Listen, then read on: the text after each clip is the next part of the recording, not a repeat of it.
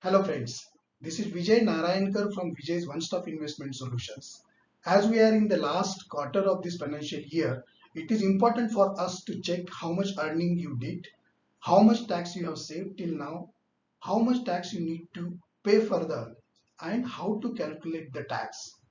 Along with that, it is also important to note that what are the various possible instruments available to save on maximum tax. And while you are saving the tax, it is also important to know where you are saving so that you will have the maximum returns. This is nothing but the effective tax planning. Let us see how to calculate the gross income. What are the various instruments available under each of the section to save to the maximum extent and how much tax you need to pay. First step is to know your gross income. For that, you have to consider the income coming from all sources of yours. For example, your gross salary, the bank interest on your savings bank account. If you have invested into shares and stocks, the dividend amount which you are getting it. If you are also invested into real estate, then rental income if you are getting any. Please put all this together and summation of this is nothing but your gross income. Government allows certain exemptions and deductions. Let's consider those also. First, you have to reduce professional tax which you have paid of rupees 2,500 from your gross income. Then standard deduction of rupees 50,000. For HRA exemption, I have released a separate small video clip. Please refer to that. I will also share with you that YouTube link as well as clip.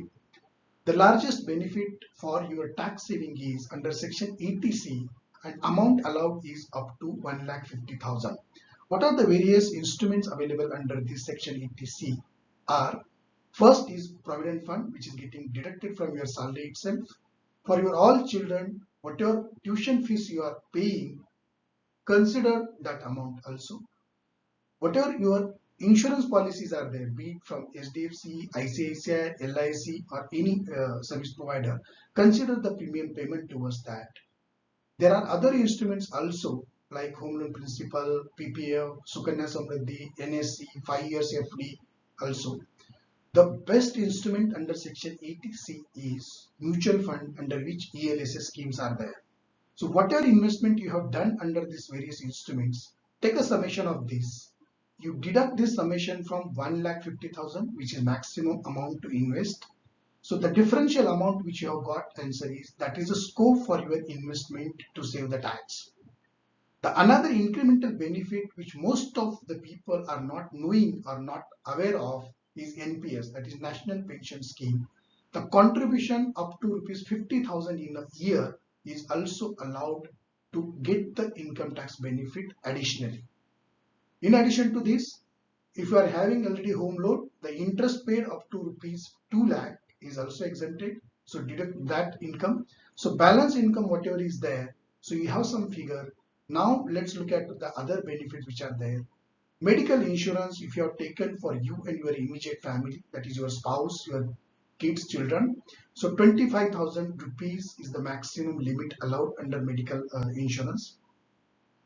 If you have also taken the medical insurance for your parents and if their age is more than 60 years, then premium paid up to rupees 50,000 is allowed to deduct.